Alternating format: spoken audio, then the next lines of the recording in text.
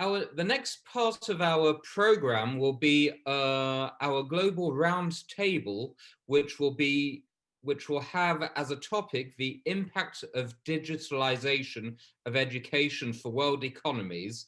And before I hand the floor to High Commissioner Israel, just a few operational points, because I know that many of you are watching now on YouTube and on Facebook, as well as on the WBAF website, the Business School website.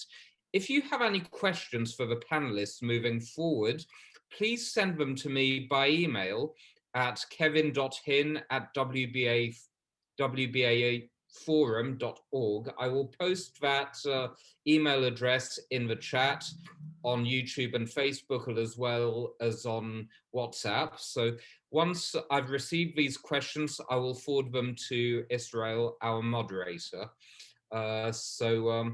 Without further ado, I will hand the floor now to the WBAF High Commissioner for Mexico, the faculty member of the WBAF Business School, and the honorary president of the Latin America Trade Association for Angel Investors, Mr. Israel Pons. Thank you very much. Thank you, Kevin. And first of all, with the whole due honors, excellencies, thank you very much for continuing with us, and I'm sure you will enjoy our panel. And to everybody who is connected around the world, hola from Mexico, to all entrepreneurs, angel investors, and those who actually found that it was going to be very interesting to join this session. And hopefully will be, especially now when we are moving on to a panel, which will be very, very interesting with my dear guests. And I'm just gonna quickly tell you the structure we're gonna do. Each one of them is gonna introduce themselves, a 2-minute to make themselves look very interesting and also very entertaining, because we know you've been connected for a long time now. So we're gonna try and keep it very active, very dynamic. I had set up some questions for my dear panelists. So without further ado, I will ask them to each one introduce themselves, and I will call them up, and hopefully you will all be preparing your questions for this great panel. And first of all, if I could ask His Excellency Manuel Gonzalez-Sanz, Foreign Affairs for the Minister of Costa Rica between 2014 and 2018, to please introduce himself to the audience. Thank you very much, Israel. In banking, I taught at the University of Costa Rica, both at the School of Law and the School of Business Administration. I was advisor to the Vice President of Costa Rica on relations with financial international institutions. I have been practicing law for 30 years, mainly on the field of commercial and corporate law. I was ambassador of Costa Rica in Geneva before the UN organizations, and then Minister of Foreign Trade of Costa Rica.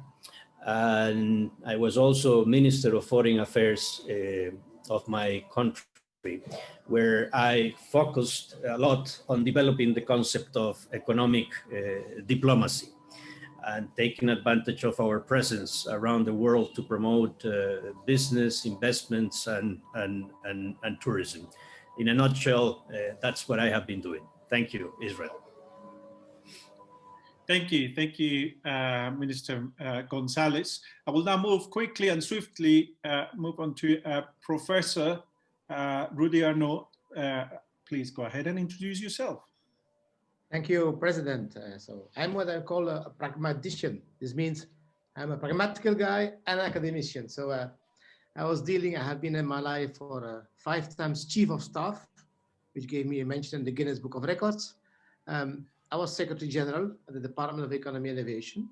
I was Director General of One Laptop Per Child Europe, which is a spin-off of MIT, dealing with laptops in South America and in Africa.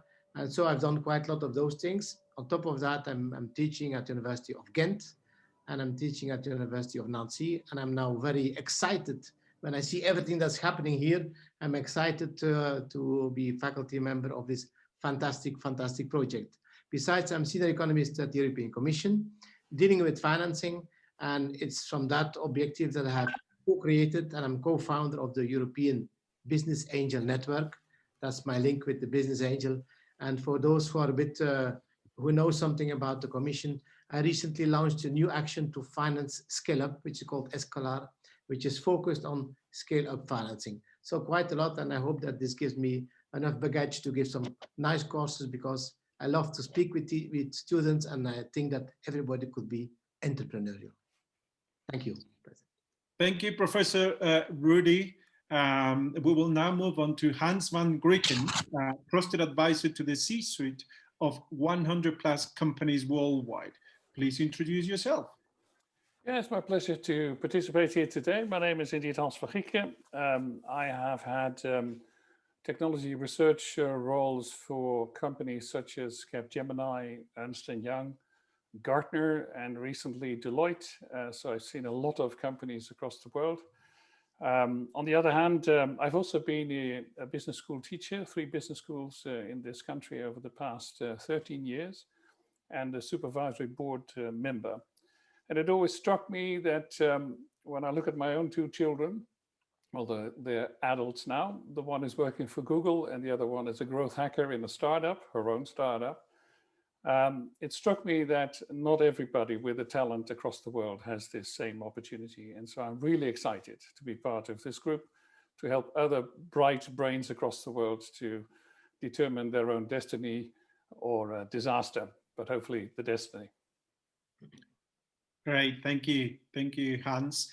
And last but not least, we will now leave the floor for Bulent Senver, founder and honorary chairman of the Center for Ethics. Please go ahead. Thank you very much. I started my career in London as an auditor in Arthur Andersen. I worked 11 years for Arthur Andersen. And I was given the audit of banks, and I audited some 25 banks, and I became a bank expert, and then I was hired by another bank. I acted as a CEO of a very big bank in Istanbul, and also acted as a chairman of a bank also in Turkey. I was the chairman of AmCham, Istanbul, Turkey, American Chambers of Commerce in Turkey, Istanbul, and also acted as the executive committee member and also the treasurer of European Council of American Chambers of Commerce. I'm teaching in 3 universities at present, in Bosphorus University, Istanbul, Bilgi University, Istanbul, and İstinye University in Istanbul. I'm very happy that the 2 keynote speakers spoke about ethics. So ethics is important. I'm teaching banking, finance, and business ethics courses in the universities. Thank you very much for that introduction. It's each one of my panelists. And I will just make a couple of points right now, just to bring this into context. We have had some great speakers today. I'm very much aware that the whole context about education online and further education and skills acquired of it has been very important, and you have been listening to it very much. But just let me give you a couple of little pointers of information. What has happened this year with online education? There is a website that has published, that's called Coursera, that has published that in 30 days after the pandemic has started, they closed over 10 million enrollments onto their courses. What does that mean? It means that the actual people are looking for how to further develop their skills. Obviously, these 10 million enrollments are into all sorts of courses, which is a 644% uptake on online education. This leaves us with a very, very much a lot to think about as to why are people actually coming online and looking for education or further education. And also the micro courses have gone up to 40% month on month around the world. So these are shorter courses that get done in weeks and where you get a certification. So that's what is happening out there. Now, let's go back to your panelists and get a couple of questions to each one of them. And obviously, we start getting questions from you, the audience. Please participate, which will make this even more interesting. And we'll talk about what you want to know from our panelists. But to start right now with Minister Gonzalez, the first question that I have for you, and I will read it now. What challenges are people facing to have access to education nowadays? Thank you, Israel. What an interesting topic, education, and what a broad concept. I think the concept of education is undergoing a process of redefining. Everybody in different jurisdictions can have different concepts of education.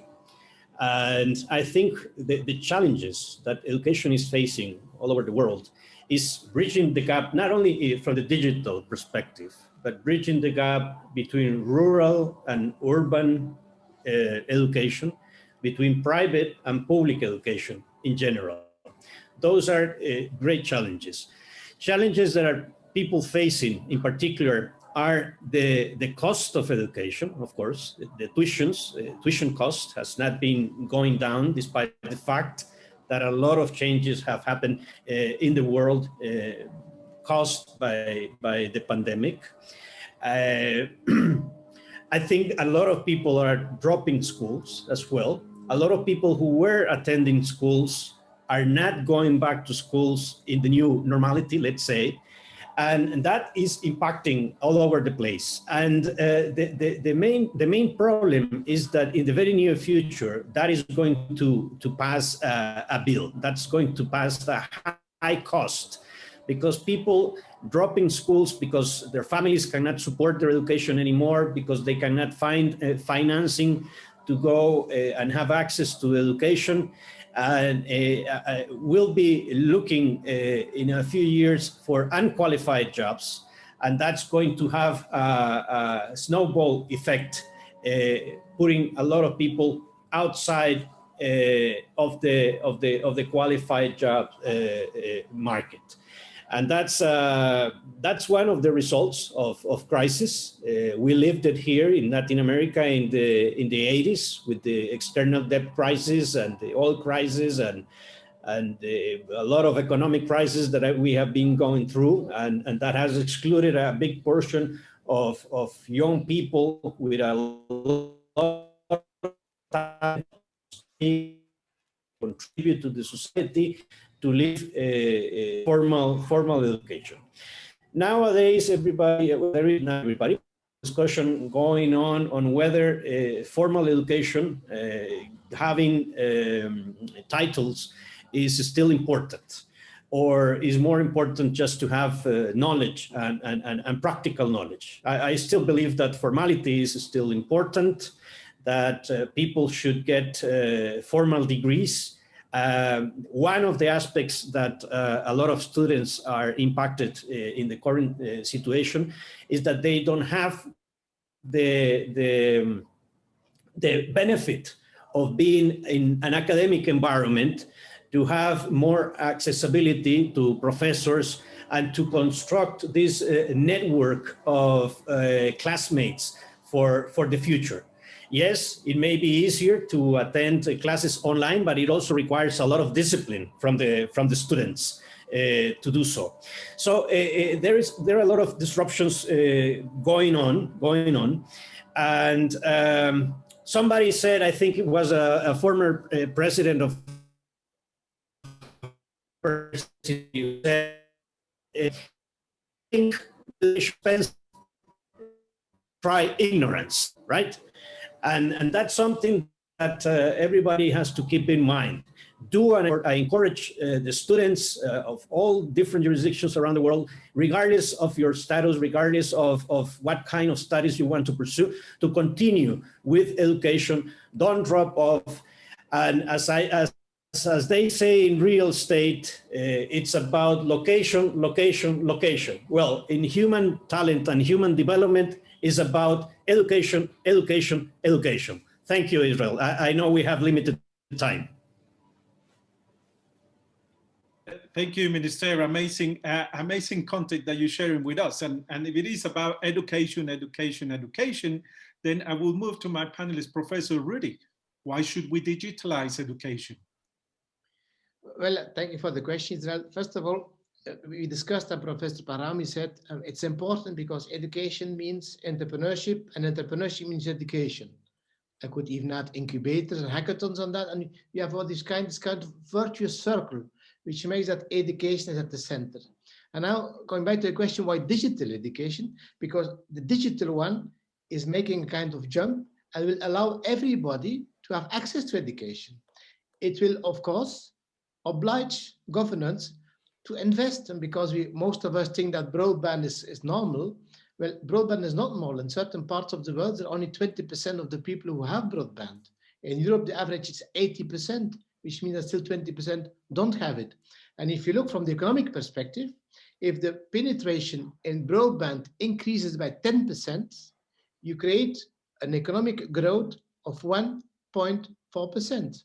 So if I can use the words of my friend Vibars, Mr. COVID can help us here to make really this revolution and to make that the COVID makes that it goes faster. We invest more in broadband and we allow the digital revolution, which of course is the most important in education. So there's the economic argument. There's of course, secondly, the demographic and democratic argument. We know, for instance, in some regions that if there's no place in schools, that we give priority to the boys. There have been some scandals a couple of weeks ago. Well, if it is digital, we should not say, is it boys first or women first? Everybody can do it. There will be a social divide that is going to get narrow. We'll have a regional divide, as was mentioned before. Every region can develop to digital education. And finally, I think we all love the planet. Look, we are all sitting here together and everybody listening to us. Can you imagine that you all had to take the plane to come wherever to have our meeting, what the ecological footprints would be? So democratic, ecology, economy, this is, I think, digital education is a win-win-win situation. That's why I'm so happy to collaborate with this project. Thank you, Professor Rudy. So those are great insights, and I'd like to move over to Hans. Hans and I were exchanging notes, and he mentioned to me that he feels very passionate about joining the WBAS Business School as a faculty member. And I would like to know why. Yes, so to give you an idea, building on Rudy's remark, I visited 22 countries last year. So I'm one of those fly-arounds. And it struck me that those times are just over. We really need to do things differently. And to quote Bijba's remark, it's not just about financial inclusion, which our Dutch Queen makes a big point on, which is also in support of what we do here, but also digital inclusion. And so I feel strong about sharing knowledge that work across the world. And also very important, I feel any economy should reap the benefits of digitization and not just the Western world. And so I believe that all of us collectively have a lot of insights to share. And also some of the pitfalls that, let's call it, the developed world has already taken and that you shouldn't take when you're in a developing environment. So the combination of the tools that we have and the curriculum should do right. Now, just on my course, because I could imagine some of you think this is on technology operating models. That's not what you would associate with ethics and with some of the other topics that were discussed. But I truly believe that the digital environment in which startups prosper to a large degree favors environments that are digitized themselves. As Paul Donnet will agree with me, the infrastructure, technical infrastructure will make a lot of difference. The financial infrastructure but also public service organizations and how they use technologies and bring new startup technologies to life. So in other words, I hope to contribute that the technology operating models that companies use in order to really move towards the scale they are taken into consideration as well. Because there are many, you know, the move to agile, the move to cloud, the importance of data, AI, all these things together can make a huge difference. And some countries can frog leap forward because they don't have to take the mistakes that some earlier adapters already took. Great, thank you, Hans. And I will now move my next question to Mr. Senver. And what will be the major effects of digital transformation in universities? I think we have all at some point questioned these ourselves in the past few months, but it will be great to hear what your vision is on this.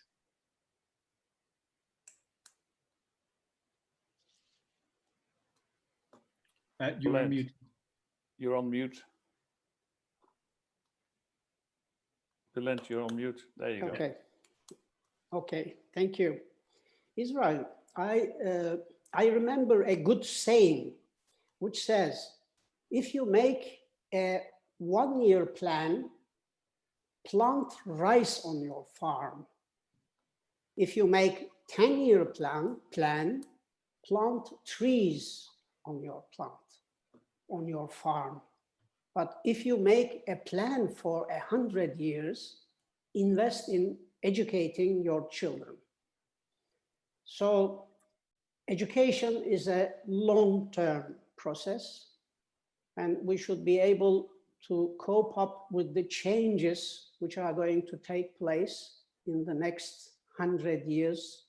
So it is really very important that we try to understand what is happening in the world, what will happen in the world in future, and then invest in education accordingly.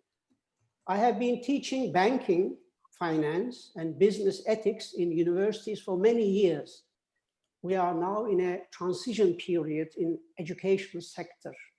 One age is closing and the new age is opening. The new age may be called edu-digitalization. Digital transformation became a necessity in education. If it were not for COVID, we will still be working on digitalization projects in the education sector. COVID speeded up digitalization in education. Some faculty members think digital education cannot be as effective as face-to-face education. This may be true if digital education is made as a copy and paste of face-to-face education. If faculty members try to use digital platforms as if they are making face-to-face education, students may not fully benefit from such implementations. Digital environment has different tools and capabilities. At present, educators are trying to learn the digital environment and develop their skills in using the new facilities of the technology. Digital education is not sitting in front of a computer and lecturing to students using Zoom, Adobe Connect, or other video platforms. It is completely a new way of education. I want to summarize the effects of digital transformation, saying that the new era, education era, will be mainly using digital platforms as a tool, but what is inside that tool will be more important than the tool itself. Great, thank you. Thank you very much for that, Mr. Senver. That's definitely great insights we have had from this first round of questions. And this is the level of, apart from our guest, Minister Gonzalez, you are starting to hear the content and the knowledge that is being delivered by members of our faculty. And with that in mind, I will keep extracting more knowledge from them. Minister Gonzalez, my next question to you is, and from our previous panelists, this will be quite interesting to hear your vision and your answers. Is there a real advantage in continuing education at the graduate level today?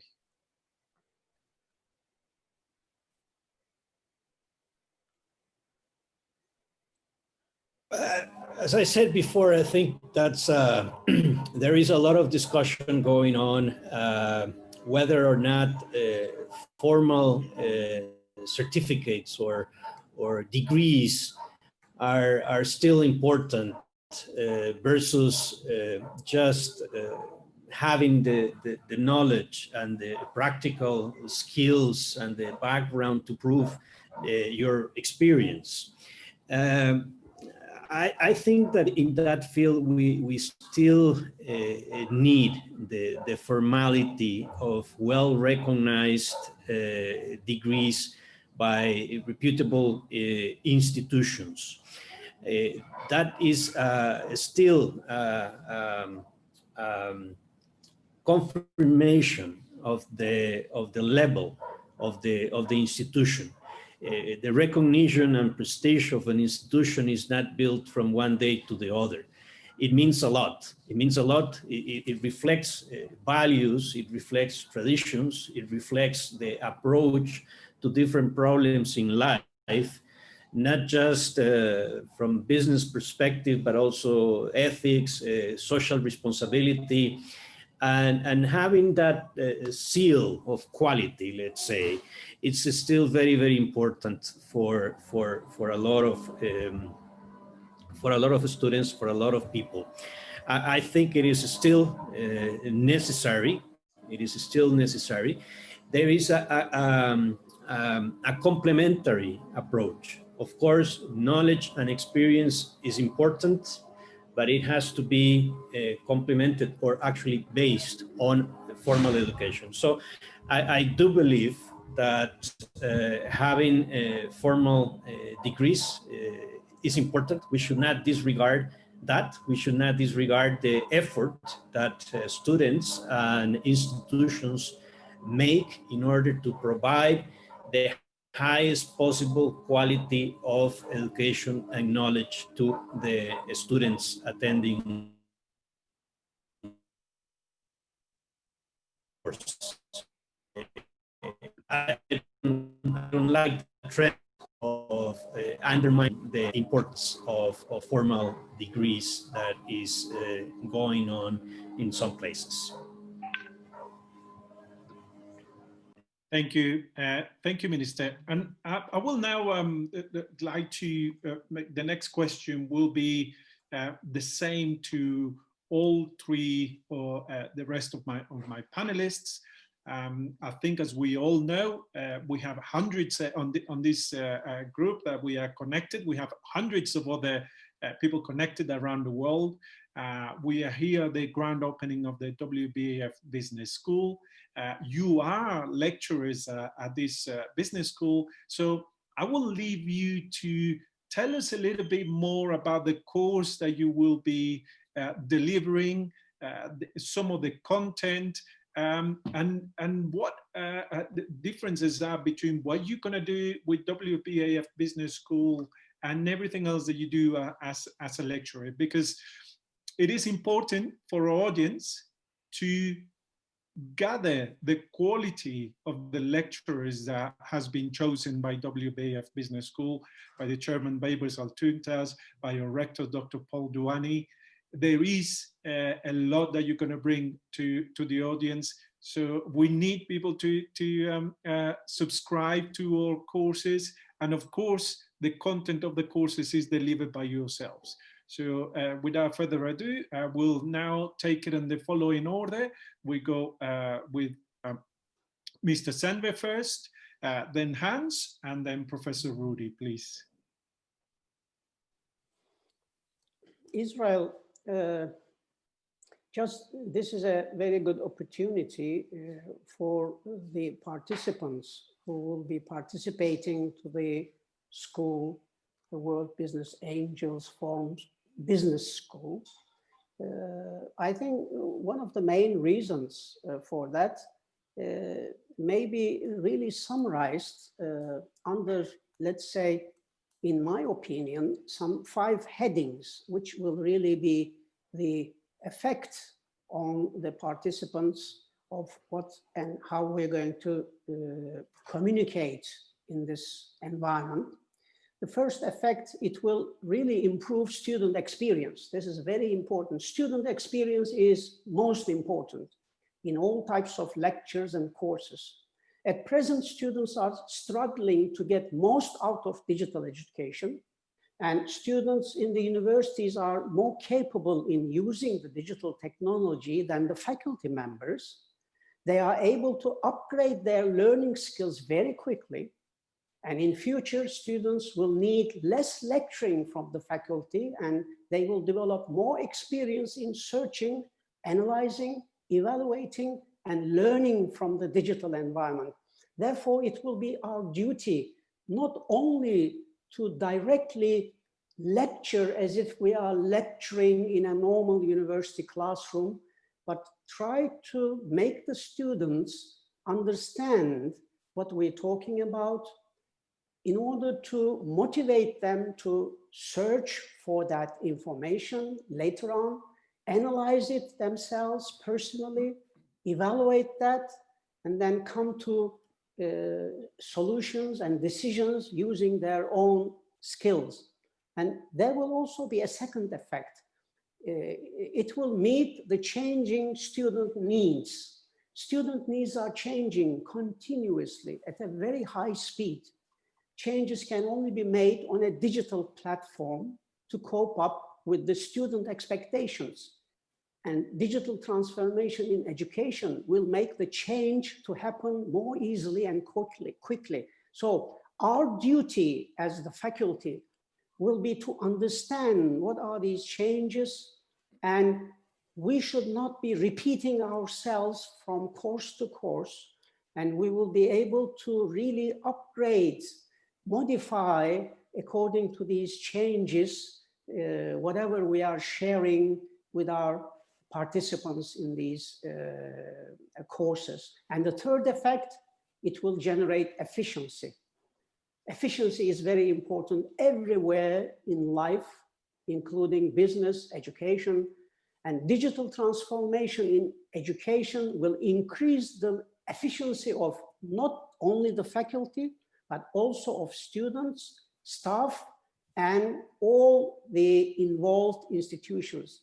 And efficiency may be obtained by either increasing the quality of service or decreasing the cost of education and giving service to more students without any restriction of physical facilities. This is very important for the WBAF business school. We really don't have a physical facility problem. You have seen our physical facility. We are everywhere in the world, and we will have participants from everywhere in the world. And the fourth effect, it will positively affect growth. At present, growth is not easy task, is not an easy task for a university. But WBFA business school will grow at a very high speed. In universities, it takes a lot of time. On the digital environment, many years is not needed to grow significantly.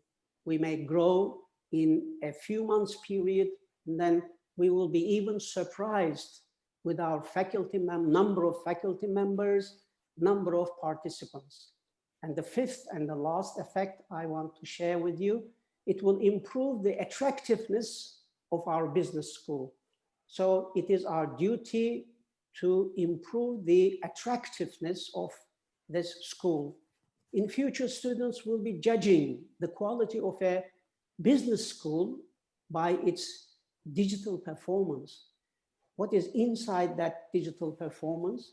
The quality of faculty and the education content will always be important for the business schools. But if this is not coupled with effective use of technology, then quality in other areas could not be only a selling tool for a business school. Good quality of faculty will not shine if they are not polished with effective use of digital technology. Israel. Thank you, Mr. Senver. Great 5 points that you have made there. Over to you, Hans. Yes, so the target audience of the series of courses that I've been invited to deliver is medium-sized and big organizations. So you could ask yourself, why is that in WBAF?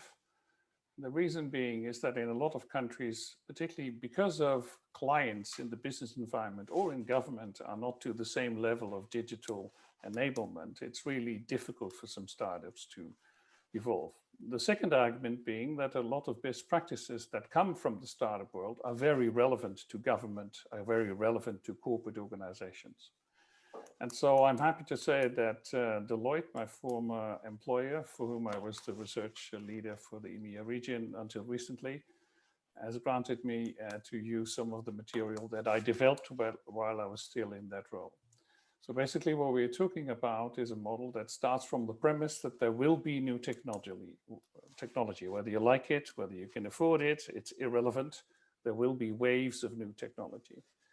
And so to understand which of those ways to choose and to which of those technologies to master, to make them business relevant or societal relevant in the case of government, that is a trade in itself. And so the whole model describes, on the one hand, the changing demands from the business side. We want technology to be delivered rapidly. We want it to be a successively process. In other words, it's a repetitive machine because there's so much innovation going on. And thirdly, by design, it needs to be scalable. That encloses also security, ethical considerations, and so forth. And so the course will try and explain to the students how these forces that are a total of 9 interlink in between each other. The one is the move to agile ways of working and cloud, DevOps. The second one is to create a portfolio of initiatives and not just one-offs. And how do you manage such a portfolio? How do you create an ecosystem of partners with whom you innovate? The third one is a really old one, but very important one. Who owns the tech? Is it the business or the tech side or somewhere in between? We call them the boosters because these are the things that you can control. And then the second category of 3 of these 9 shifts are the showstoppers. If you do not, let's say, take care of them. The one very important one is the configuration of the future workforce. As the minister already alluded to, some roles will disappear because they will robotize away, some new roles will evolve, and some existing roles will change. And it's really important to understand that as an organization. And the next one is the funding of the tech activities. That includes also risk and governance. The whole governance of the investment that is taking place. When you become bigger, that becomes a real challenge because whilst you're on your way, you are creating legacy, and that legacy needs to be taken care of. And then finally, a very big showstopper, which we will dedicate a whole course on, is the digital DNA, the culture and the leadership that comes with digital, let's say, entrepreneurial efforts, which includes, by the way, the ability and the willingness to take risk and to manage that risk. And then finally, on the right-hand side, all of this is triggered and fueled by technology. So the 3 topics that we will take a deep dive into is digital experience and digital reality, the move from digital experience apps to digital reality, augmented reality, what have you. The second one, the move from data to prediction and cognitive, which includes AI and deep learning. And the last one, the move, as has been mentioned many times now, from cloud to platforms, not just in education, the whole IT world is moving to platforms. So in essence, the course will help students to understand that these forces that are independent of individual technologies, that they are interlinked, and you need to understand how they are linked together, what causalities play out, and what decisions you take, both on the business side as well as on the tech side. over to you as well. Thank you, Hans. Well, we have had two great content shared with us. I'm actually already thinking on which one am I going to sign myself up. So over to you, Peach, Professor Rudy Aernoudt. This has turned a very exciting content of these two great lecturers, and I'm sure yours is also amazing. Yes, I will try to convince you to subscribe to my course now. First of all, to come back to what has been said by Minister Gonzalez, I think we should stop by thinking, and he's right, we should stop by thinking, is it the one or the other? Is it now digital, or should it be on the spot in a famous university business school? You have to think in and, because the market is there, the people are there, and as we all agree on, education is a solution. And then I want to quote Director Paul Dorme, who said, it wasn't the way we were working. That's exactly, we were not working like that. We were learning from 0 to 18 or 20 years. And then perhaps we did some executive MBA, and that was it. Now we should in our society always have this thing. And therefore, I think what the initiative here, and where I really like to collaborate, because I call it, people know the red and the blue ocean. I'm not sure if you all agree with me, but for me, that's the blue ocean, this World Business Angel Investment Forum University, because there it's linked to business angel, it's linked to investors, it's the entrepreneurial spirit, but at the same time, it's content. So it's not competition with what exists, it's something new, it's something different. For me, I would call it the blue ocean. Perhaps that's why Bars calls the blue as the color of the university, but I don't know if this is true. Now, coming back to my courses, mainly I give two very big courses. The one is about enterprise policy, and people could say, but what is it now? Is it enterprise or is it policy? Well, indeed, that's what I want to mention. We should stop by thinking there are two worlds apart. There's the private, which are the entrepreneurs, and there's the public with officials. Sometimes they're difficult to find, but two different worlds. No, let me give you two questions. We speak about venture capital. Do you know in Europe how much venture capital is public? 39%. So it's a public-private partnership. Second question, if you speak about business angels, and I give you a statistic, in Europe and America, it's more or less the same figures, 4% of all business angels are female. Is that a policy issue? Question mark. And I could go on like that. Take the whole issue about data protection, take incubators, and for all these topics, I want to try to explain to students how does it work together? Because if you know the mechanisms of policy, if you know the mechanisms of entrepreneurship, if those two words can be together, then we can really make a change of a mindset. So this is my course, education course about European entrepreneurship, and I hope that you can subscribe. And my second course is about financial management. And then financial management, again, I'm not going to explain what is an overdraft credit, but I want to explain financial management through case-based. So we start with the case and we start saying, how shall we solve that case together? So this course will be quite interactive, supposing that students can read some theory, can read some things which I'm going to give them, and then we'll discuss together what is the best solution, how to get to this best solution, but cases that can be understood by everybody, and based on that, a case means that you don't know something, but you know how to apply something. And I think that is very important for the future. So I hope that I convinced you to subscribe to my course. Thank you. Thank you very much, Professor Aernoudt.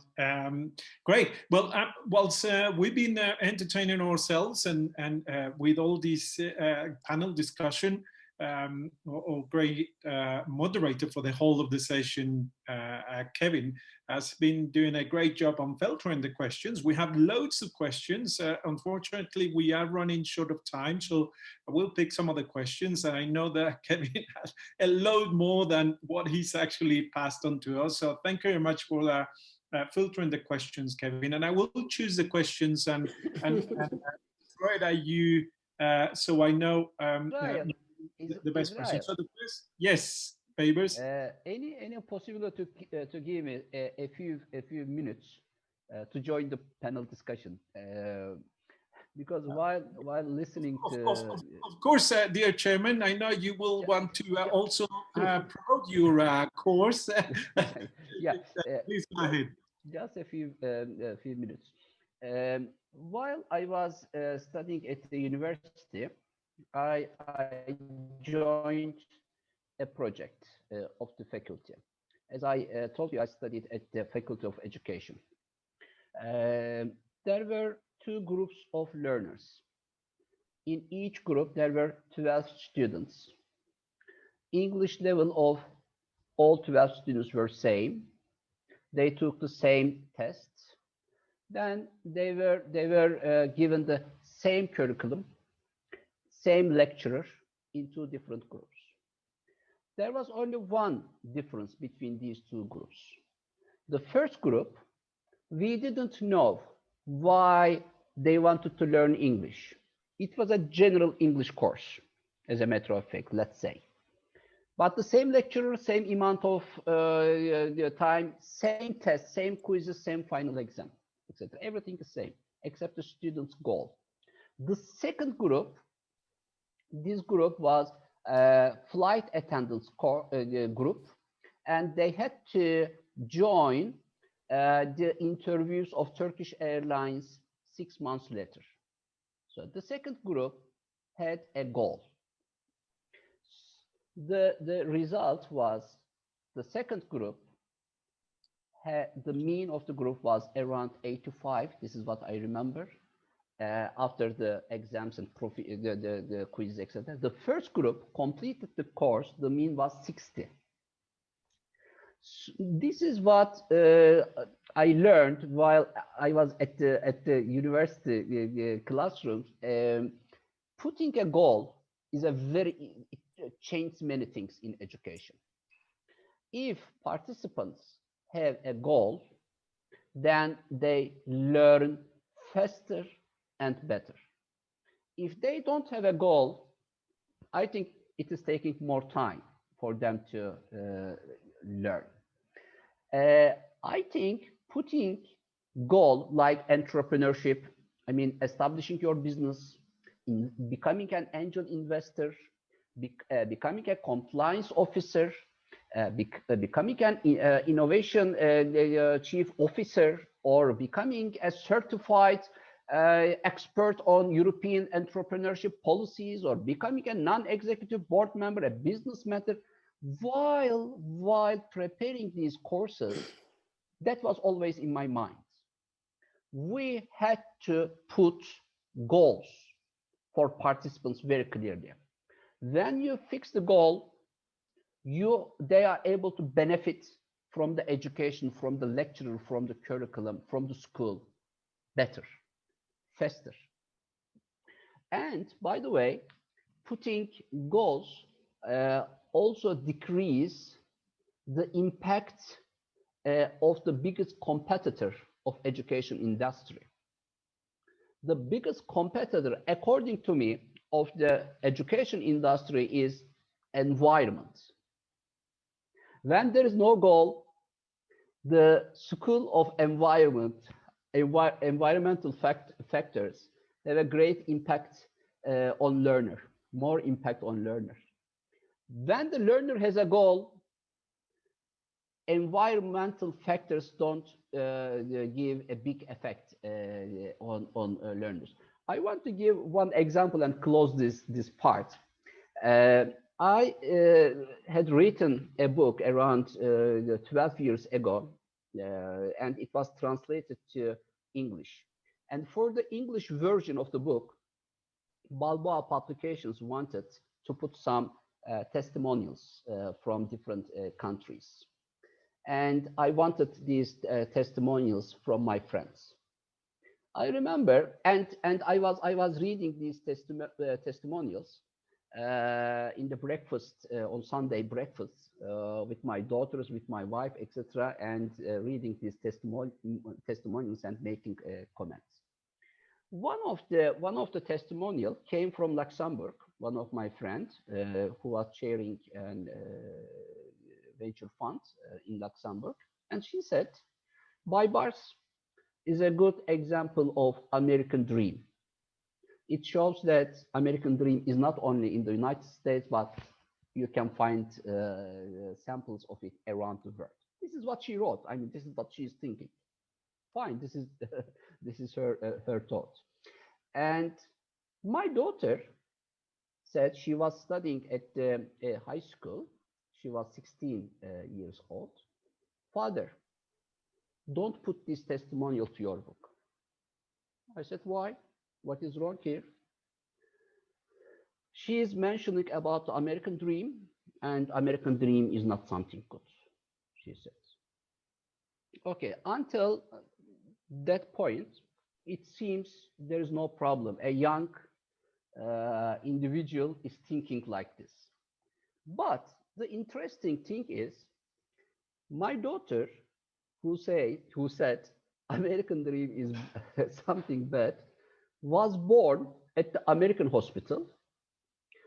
She was one of the most hardworking students of the American college. She was studying at the American college. On the walls, over the piano, my photos with Obama, Biden, McCain, they are all there, by the way. And my book is translated to American English by an American publication house. And this is what she said.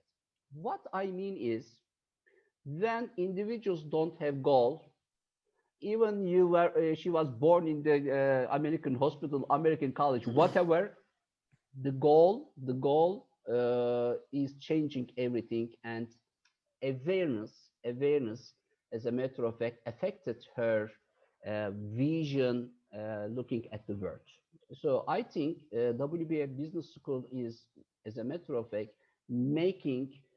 carrying a big mission by putting some goals for people and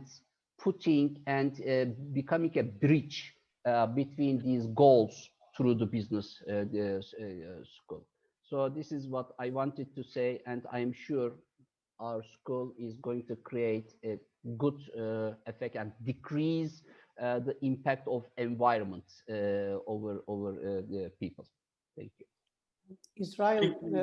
Israel, can I add a few sentences to what Baybars has said? Yes, of course, Mr. Senver. I will ask you to be brief because I do want to have a space to make you a question that actually the audience wants to ask you. Very briefly, this school will also give ethics vision and ethics awareness for their participants. And personally, I will be teaching 2 ethics courses. One is called Ethical Governance for Global Institutions, and the other will be Qualified Ethics and Compliance Executive Certification Program. Ethics really will be the important, let's say, concept in the future of business. And many businessmen now are realizing how important it is to be successful in long term. So we should learn the concept of ethics. And I agree to Baybars that we should be giving vision and awareness of what they need, what the participants need in their future lives. Thank you. Thank you, Senver, for that compliment. Great points there. Ethics, always a paramount and a must in human qualities. And very quickly, let's go for the first question. I will direct it to Professor Rudy Arnold. From Wasim Jargas, many corporations and countries are still not recognizing certificates and degrees earned from online institutions. Any actions to mitigate this challenge and solidify the quality and recognition of reputed online institutions? Well, this comes a bit back to the question which was being raised by Minister Gonzalez. I think it's good to have this ranking and see that you have these big universities who are all fighting to get the rankings, the British and the Americans. I think it's very good, and people want to go there. It's good. Let's do it. What's happening in the World Business Angel Investment Forum University is on top of that. And I think the recognition, in my view, I don't know what you're considering, but recognition will be by the market. If I come back from such a college and I know what it means to make an evaluation of a company and to make my shareholders agreement, But this is the reality. So I'm not sure that at the short term, the certification for this case is the most important. The most important will be the recognition by the industry. And if you see who is involved around the table, how many investors that are involved, I think that recognition will come at short term by the market. Yeah, excellent. Thank you. Next question is going to be for my friend, Mr. Bulent Senver. What are future expectations for business ethics development, direction forward? It's a very good question. My personal view is that business is really learning what is right, what is wrong, what is fair, what is unfair. And they are recognizing that short-term success is no more important in business life. Sustainability is very important in business life. Long-term success is very important in business life. Therefore, they are aware of the fact that always doing the right things, always doing the fair things, in other words, acting ethically will always win in the business market. And therefore, they are also aware of the fact that in today's communication digital environment, you can never hide anything. You know, in just 1 minute, whatever wrong you do, you know, all the people in the world everywhere will immediately learn what you have done wrong, and immediately they will react to it. So therefore, more importance is given to doing certain things in a right way, not the wrong way, because the invoice for doing something wrong will be a high value for the company. Great answer. Thank you, Mr. Senver. And thank you to Ivan Jovicic for that question. Something very quickly I have always said and maintain as one of my ethics is that angel investment is not about money, it's about human values and ethics. And I think we all coincide as to why we are part of WBAF. I have a question now for our dear friend Hans, and I think this will be an amazing question for you given your background. And this comes from Funsa Diani. The issue of broadband has been a hindrance to effective deployment of digital education, and there seems not to be progress on creative models for investment in broadband. What can be done to accelerate addressing this issue in order to break barriers to access to digital education?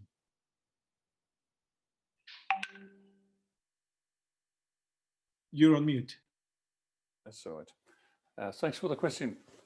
I don't have the global answer for this, but one of the best practices I've seen was actually in the province of Johannesburg in South Africa, in which the CIO responsible for supporting the Department for Education decided to bring all of their educational courses to the cloud and enable access for that using a 5G distribution networks instead of using broadband, using 5G. You could argue, is that possible in a country like South Africa? And it has been done. So I understand that in some parts of the world, this is really challenging, but there's definitely examples of countries such as South Africa that have taken the right combination of technologies in order to address this. Thank you. Perhaps with that, I will take one question for dear Chairman Babers, which I think this has been addressed to WBAF, and is from Brittany Lick. Education and entrepreneurship operate in the digital space, and both require access to smart devices. 39% of the world population still does not have access to smart devices. How does this lack of access contribute to the perpetuation of inequalities in education and entrepreneurship? And how will WBAF help to close these gaps, especially for underserved countries? Over to you, dear Chairman.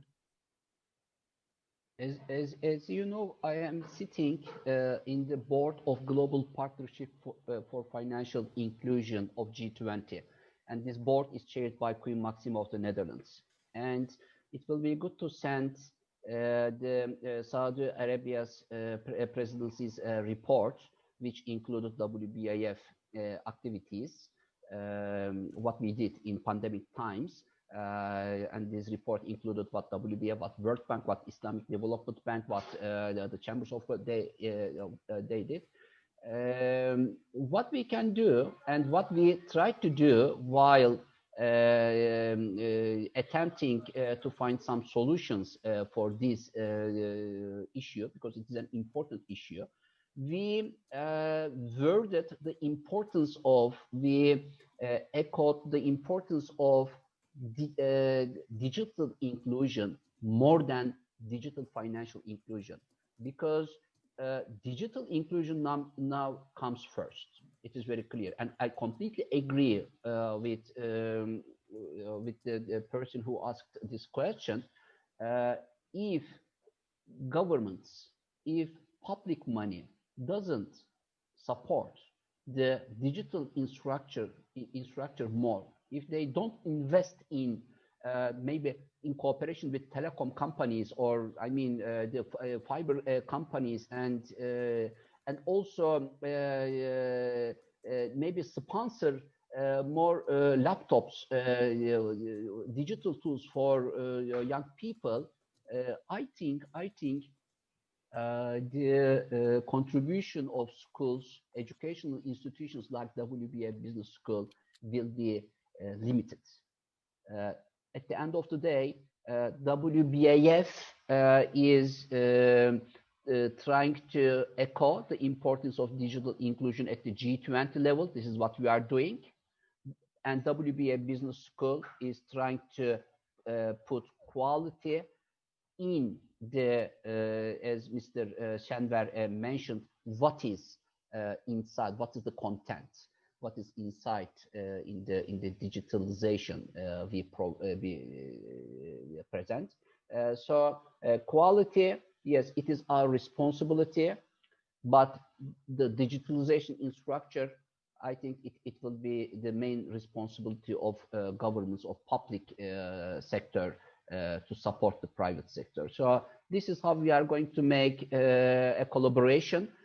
So in the beginning of the ceremony, I worded the importance of public-private partnership (PPP) projects' importance for pandemic, for post-pandemic times. Great. Thank you very much, dear Babers.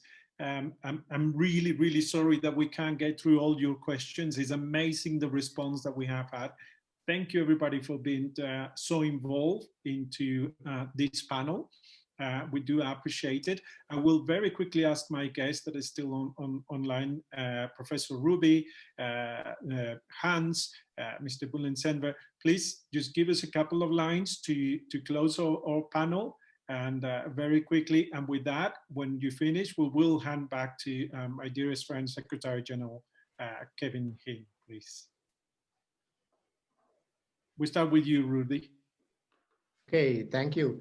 First of all, I think the last three questions, it's about the bottleneck of the infrastructure. And indeed, if you see broadband, 50% of the world has broadband, 50% has not.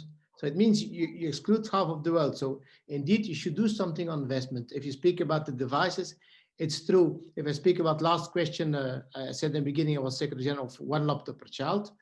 We put a couple of million laptops for them. You must know the $100 laptop, we called it. We never got that because it always costed 200, but anyway.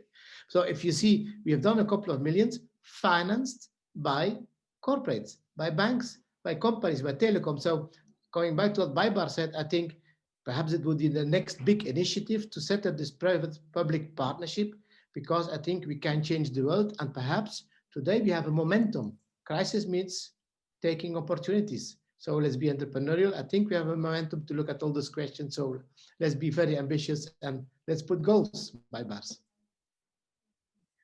hands. Over to you, please. Yeah, my ambition would be to teach our students to create the plans that are not too good to be true. And on the other hand, to make sure that whatever they come up with is not good enough. To strike that balance, in collaboration with us, but also with their fellow students, because that I think is also one of the big advantages that we're putting on the mat here. This international digital connection between people working on cases, really understanding different cultures and different maturity levels, that's going to make a huge difference. Thank you. And finally, but not least, Mr. Bulent Senver. To conclude, in order to be successful in future, all institutions need to implement an effective digital transformation in educational services, like the banking sector, which already invested in financial digital technology and will continue to invest in future. Governments, private sector, universities, and other educational institutions should speed up the investments made to digital education. Creating a strong digital education is necessary to educate the new young generation for a better economy in future. Thank you. Over to you, Kevin. Super. Well, thank you so much to all the panelists, first of all.